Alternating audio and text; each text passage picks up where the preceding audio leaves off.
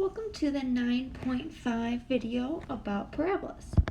So, back to what we're used to, the stated form of an equation of a conic section falls in the same formula as it has been for circles, ellipses, and hyperbolas. But now we're going to talk about parabolas. So, parabola is a set of points in a plane. Each point xy on the parabola is equidistant from a fixed point, the focus, and a fixed line, which is called the directrix. So we'll talk about all those definitions, but again, it comes from the same conic section. So the general equation of parabola is x minus h squared equals 4p y minus k. Or your y term is squared. So that's the big difference in these cases, is what term is squared. Here the y is squared, here the x is squared. So in the first one, if x is the squared term, the 4p, or the p, tells you it opens up or down, depending on if it's positive or negative. When the y is being squared, again you look at the p value, it goes now to the right or to the left, depending on if p is positive or negative. So we'll do a couple examples. We'll start with some definitions, and then we'll get into this parabola. So first thing, the vertex, like all of our shapes, is the h comma k. So in this case right here, that's our vertex where the graph changes shape. The absolute value of p, that is the distance from the vertex to either the focus or the directrix. Now, they're going to be equal, so you might know the vertex to the directrix. If you know that distance, it's the same distance in the other direction. So what I'm really finding is this distance right here and this distance right here. So the same thing, that's absolute value of p, that distance from vertex to the focus or vertex to the directrix. Now the focus is located inside the parabola, so that's why I'll put a little note right here. That point is that focus. Again, it's 1 unit away from the vertex. Then this directrix is perpendicular to the axes of symmetry of the parabola. Well, we know that the axis of symmetry is right here on a parabola, right? It cuts the shape right in half. So in order to be the directrix, you are perpendicular right here. Again, equidistant from the vertex. So right here, this dashed line, and again, you need to put in this dashed line. It makes the parabola the shape it is. This is what's called the directrix. Okay, so make sure you always graph that in your parabola.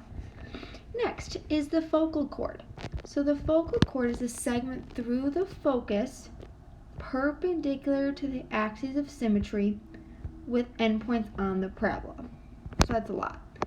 This right here is the focal chord. I'll put even a little arrow, like that's the focal chord. Notice it is through the focus, which is in the parabola. It's perpendicular to the yellow dashed line of axis of symmetry, and the endpoints are on the parabola. Now these endpoints, fancy thing about these endpoints, they're called the other points. So whenever you're graphing, I'm going to ask for the focus, the vertex, directrix, and other points. Well, the other points need to be those 2 points. You don't just pick any 2. It's going to be the end of your focal chord. Last thing is the focal chord length is 4p. So we're kind of going back to this equation up here. Yeah, why do we care about this 4p? Well, it actually tells you the length of the focal chord. That is 4p. Okay, so we'll practice this a lot. You'll get the idea, and it's the same exact thing if it opens to the right or left. You have the same exact idea. Right here is the focus. The red dashed line is the directrix. Notice this is equidistant. There's 2 distances away from the vertex, and that's why it's 2 spaces away to the directrix. Let's see what else. This would be the focal chord right here. So this would be what's called 4P. These would be the other points that we need. And then that's pretty much all you got. So let's try a couple. Head to the next page. Now, when we normally see equations like this, we've always completed the square. Well, in this case, you're semi-completing the square, but really you're trying to get it into a form of a parabola. But how do I know it's a parabola?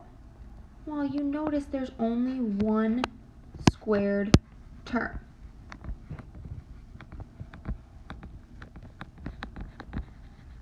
That's important. When you see one squared term, you're like, okay, I'm thinking it's going to be parabola. Circles, hyperbola, ellipses, they all have 2 squared terms. So I know I'm a parabola with the 1 squared term. So what I'm going to do is keep my y's together and put my x's on the other side. So it's going to look, I'm just going to keep the x's, why not? It will not matter in the end, depending on how you want to do it.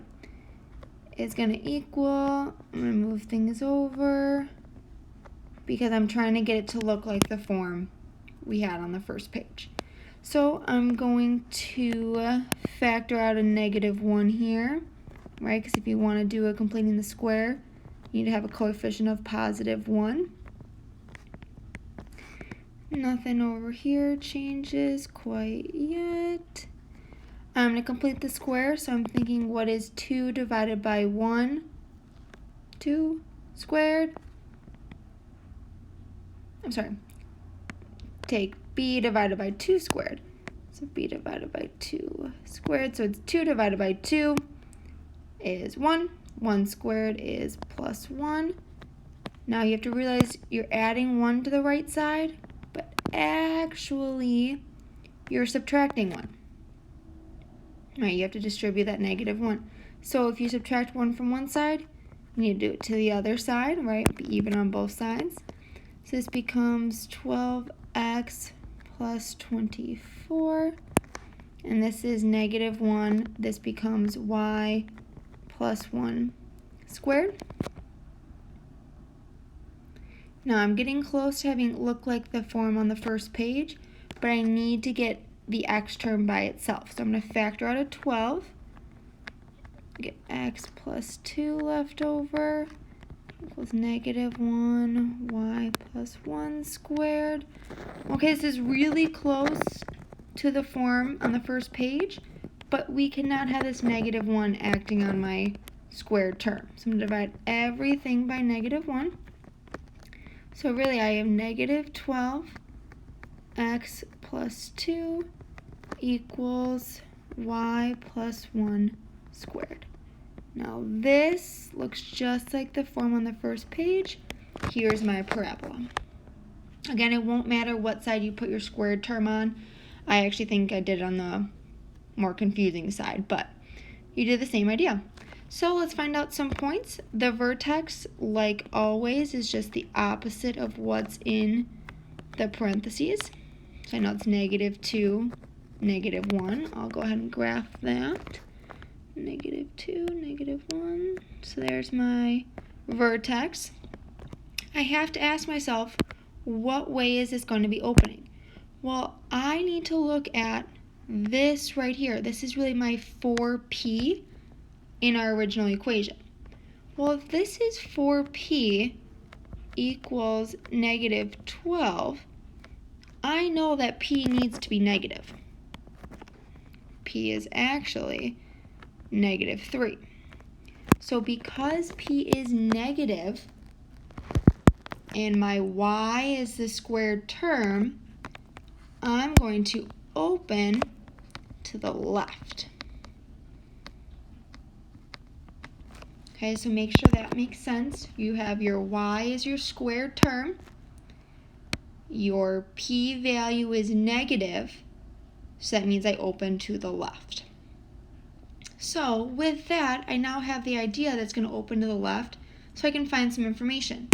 Now I'm going to put this focus work back over here so we kind of understand what's happening.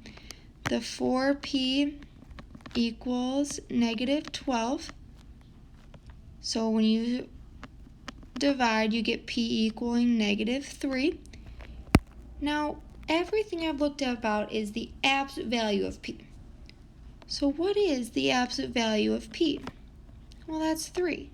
This is going to be my distance away. So my distance from my vertex to focus and vertex to directrix. So this distance, 1, 2, 3, 1, 2, 3. Okay, I know that based on my absolute value of p. Well, once I know that, I know it opens to the left, so which one is going to be my focus and directrix? Well, since it opens to the left, this point needs to be the focus because it's going to be inside the parabola. Well, that point in the end, negative 5, negative 1. This will be my directrix, my dashed line that holds the shape, and it's an equation, x equals 1. Okay, it all comes from that absolute value of p idea. Now the other points, like I mentioned, are the points off of the focal chord. So I know, let's do this in yellow, hopefully we can see this. 4p, that distance is what we're looking at. So 4p is actually going to be 12. Now I know it's negative 12, but can you have a distance that's negative? No. So the other points are going to be 12 total distance away. So I'm going to go from here. It's 12 total, so I have to go up 6. 1, 2, 3, 4, 5, 6 on one side.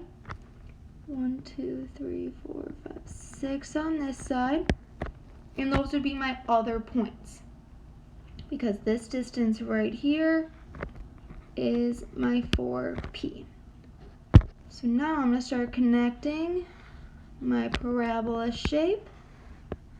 Looks like that. My other points, those are negative 5, 5. And the other one, if I count right, negative 5, negative 7. So there's your parabola. Let's try one more, now with the x squared.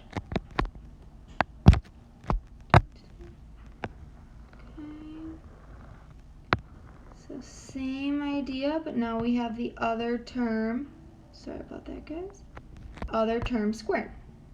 So let me move my squared term over. I'm going to leave my 8y minus 4 on this side. Again, it will not matter which side you move. I just have the tendency of moving my squared term. So just like before, take out that negative 1. Let's complete this square. So far nothing's happening over here. So completing the square, take your b value, which is 4, divided by 2 is 2. 2 squared is plus 4.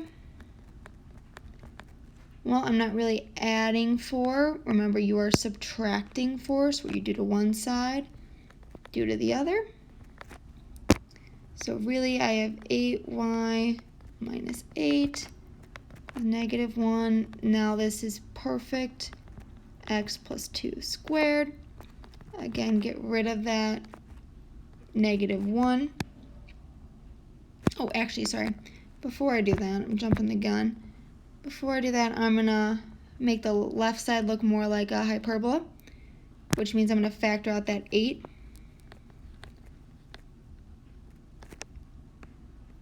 Minus 1. Just so I follow the same steps as I did in the last problem. Now divide by negative 1. So really I have negative 8 y minus 1 equals x plus 2 squared. There is my parabola. Okay, so start finding some information. The vertex is -2, 1. So -2, +1 this time. Okay, now I need to figure out what way I'm facing. Their x term is squared. This is my 4p now. So 4p equals -8. Obviously that means p is -2. So it's negative. Now because my x term is squared, my p value tells me either up or down. Well, since it's negative, I'm opening down.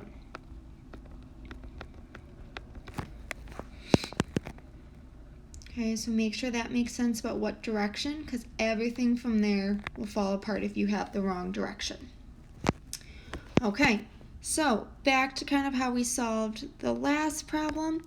The focus, that means 4p would equal -8. P equals -2, but I care about the absolute value because that tells me my distance away from my vertex is 2. So I know I'm going to go 2 up and 2 down.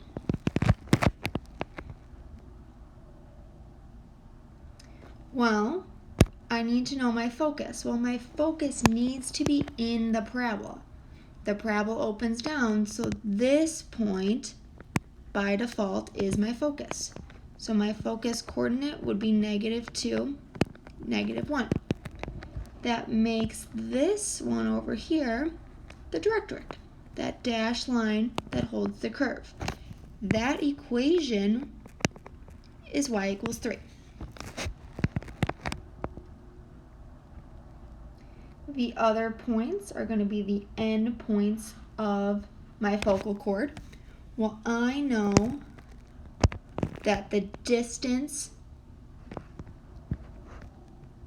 the whole distance, of the focal chord is going to be 8, because 4p equals 8, that distance of 8. So I'm going to go 4 to the right,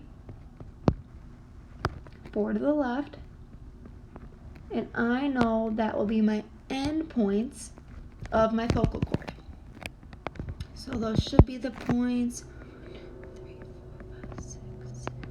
-6, -1, and 2, -1. And again, I know they're right there because they have to be in line with the focus. So here is my parabola. Okay, so the biggest thing about parabolas is this 4p action that happens on the non-squared term. So make sure you watch out for that. Practice this focal chord distance, and you have a couple problems tonight. Please ask questions if you have it. Good luck.